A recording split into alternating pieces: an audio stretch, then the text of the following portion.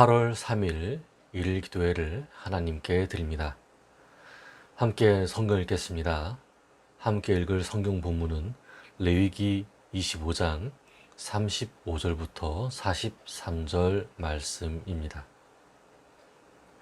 내 형제가 가난하게 되어 빈손으로 내 곁에 있거든 너는 그를 도와 거류민이나 동거인처럼 너와 함께 생활하게 하되 너는 그에게 이자를 받지 말고 내 하나님을 경외하여 내 형제로 너와 함께 생활하게 할 것인즉 너는 그에게 이자를 위하여 돈을 꾸어주지 말고 이익을 위하여 내 양식을 꾸어주지 말라. 나는 너희의 하나님이 되며 또 가나안 땅을 너희에게 주려고 애굽 땅에서 너희를 인도하여 낸 너희의 하나님 여호와이니라. 너와 함께 있는 내 형제가 가난하게 되어 내게 몸이 팔리거든 너는 그를 종으로 부리지 말고 품꾼이나 동거인과 같이 함께 있게 하여 희년까지 너를 섬기게 하라. 그때에는 그와 그의 자녀가 함께 내게서 떠나 그의 가족과 그의 조상의 기업으로 돌아가게 하라. 그들은 내가 애굽 땅에서 인도하여 낸 내 종들이니 종으로 팔지 말 것이라. 너는 그를 엄하게 부리지 말고 내 하나님을 경외하라. 아멘. 오늘 우리의 예배와 기도를 받으시는 하나님을 뵙습니다. 말씀을 나눌 때 하나님의 임재가 우리 가운데 있기를 바랍니다. 오늘 일 기도회는 한일양식 8월 3일자 말씀을 참고합니다. 이스라엘에는 율법이 존재했습니다. 율법의 본질은 하나님 사랑, 이웃 사랑입니다. 하나님 사랑과 이웃 사랑을 실천하기 원하시는 하나님께서는 이스라엘 백성들에게 형식을 알려주셨습니다. 그 형식은 하나님 사랑과 이웃 사랑을 실천하는 하나의 예시였습니다.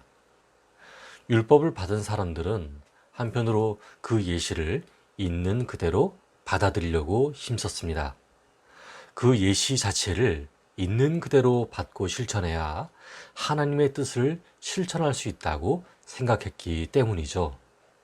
하나님께서는 오늘 본문을 통해서 한 가지를 말씀해 주십니다. 그것은 바로 동포사랑입니다. 이스라엘 백성들은 함께 이집트에서 종살이를 하던 사람이었습니다. 같은 고통을 받았고 같은 억울함을 당한 사람들이었습니다. 같이 채찍질을 받으면서 이집트의 국고성과 라암셋을 건축했습니다. 또한 파라오가 이집트에서 갓 낳은 아이들을 진멸하라고 얘기했었을 때 함께 갓 낳은 어린 자녀들을 잃는 아픔도 경험했습니다. 그들은 동포였습니다. 서로가 아픔을 이해할 수 있는 사람들이었습니다. 하나님께서는 그들이 그러한 역사들을 기억하기를 원하셨습니다. 그러므로 다음과 같이 말씀하십니다. 38절과 42절을 함께 읽어보겠습니다. 시작. 나는 너희의 하나님이 되며 또 가나안 땅을 너희에게 주려고 애굽 땅에서 너희를 인도하여 낸 너희의 하나님 여호와이니라.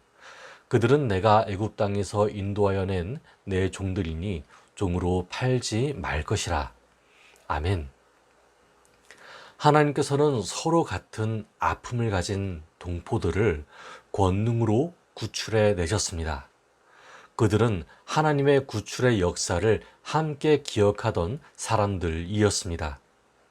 그들이 같은 아픔을 갖고 있고 같은 하나님을 섬기고 있었습니다. 그래서 하나님은 서로가 어려울 때 서로 돕고 살 것을 말씀하셨습니다. 하나님은 한 가지 예시를 제시하십니다. 성경에 나와 있는데요. 그 말은 내 형제가 가난하게 되어 내 곁에 있거든 이라는 말씀입니다.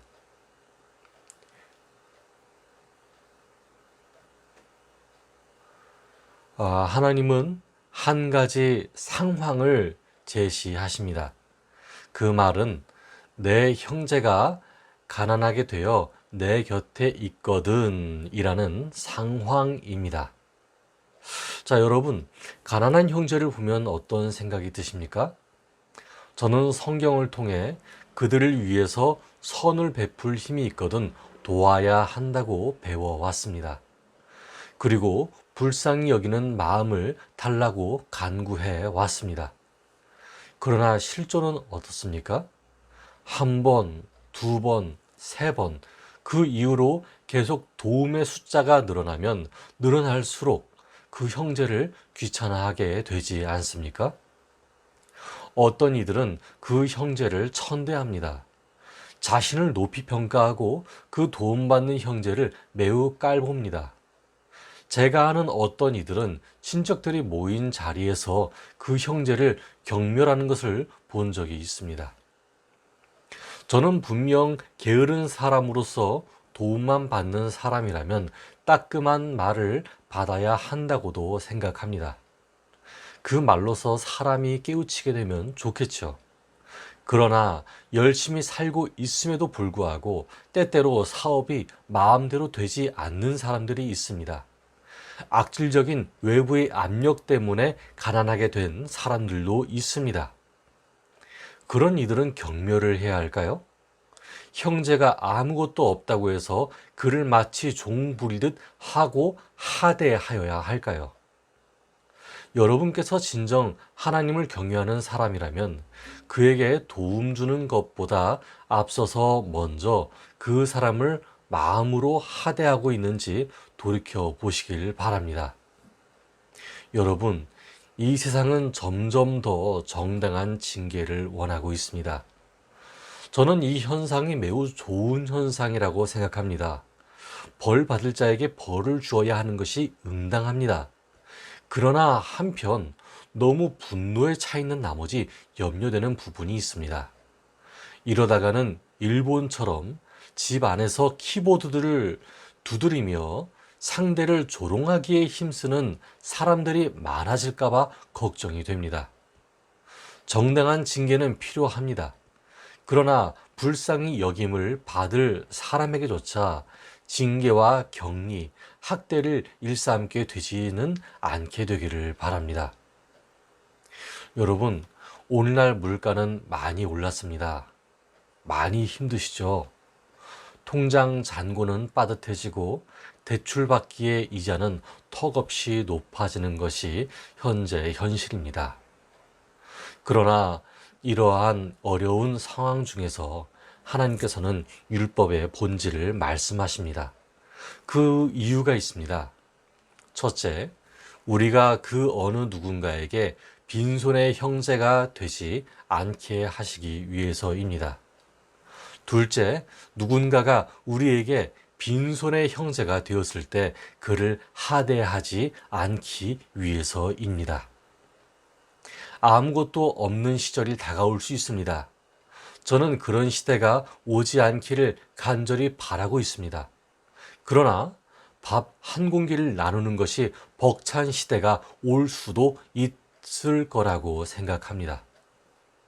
여러분, 고대 기독교인들은 이스라엘 동포에게도 멸시받고 외국인에게도 천대를 받았습니다. 그때마다 고대 기독교인들은 율법을 주신 하나님과 스스로 본을 보이신 예수님의 말씀을 기억했습니다. 작은 기독교인 공동체가 작은 하나님 나라를 이루었고 그 사랑에 사람들이 이끌려 생각과 삶이 변화되는 역사가 나타났습니다. 성령님이 함께 계셔서 기적이 일어났고 아나니아와 삽비라와 같은 이기적인 사람들은 운명을 달리하는 일들이 일어났습니다. 여러분, 하나님이 여러분과 함께 하시는 것을 믿으십니까? 그렇다면 오늘날 여러분의 삶의 태도에서 그 역사가 일어날 것임을 체험하시길 바랍니다. 가난한 형제를 하대하거나 천대하지 말고 그를 온전히 자신과 같이 여기며 인간으로서 존중하게 되기를 바랍니다. 만일 악한 행실로서 야단을 쳐야 하는 일이 있다면 그를 원수와 같이 생각하지 말고 하나님의 가능성이 있는 지체로서 엄하게 꾸짖으시기를 바랍니다. 이렇게 하나님 나라를 만들어가는 저와 여러분 되기를 바랍니다. 함께 기도하겠습니다. 하나님 감사합니다. 저희에게 성경 말씀을 통해 깨달음을 주셨습니다. 하나님, 저희 주변에는 가난한 형제와 자매들이 있습니다. 그들이 어디에나 있다는 것을 하나님께서 이미 알려주셨습니다.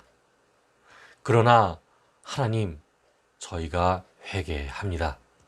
저희는 누군가가 가진 것이 없다면 하대하고 자신보다 비천하면 우습게 보기도 하였습니다. 그것은 물질이기도 하고 외모이기도 하고 심지어 생활의 태도이기도 했습니다. 하나님, 저희의 죄를 용서하여 주시옵소서. 이제는 마음으로 존중히 여기며 살게 하여 주시옵소서. 진실되게 사랑하게 하여 주시옵소서. 그가 하나님의 사랑을 받은 자라는 것을 기억하고 하나님의 가능성을 가진 사람이라는 것을 알게 하여 주시옵소서. 오늘날 우리를 사랑하사 성령을 부어주시는 은혜에 감사드립니다. 그 성령의 은혜를 힘입어 형제와 자매를 사랑하는 힘을 허락하여 주시옵소서. 그리하여 마음의 욕심과 스스로의 성취감에 얽매이는 자 되지 않게 하시고 오직 예수님을 믿는 사람으로서의 참된 삶을 살아갈 수 있게 도와주시옵소서. 예수 그리스도 이름으로 기도드렸습니다. 아멘. 이제 각자의 기도 시간을 가지며 기도합니다. 첫째, 하나님께서 주시는 성령을 통해 율법의 본질, 하나님 사랑, 이웃 사랑을 실천하는 힘을 달라고 기도합시다.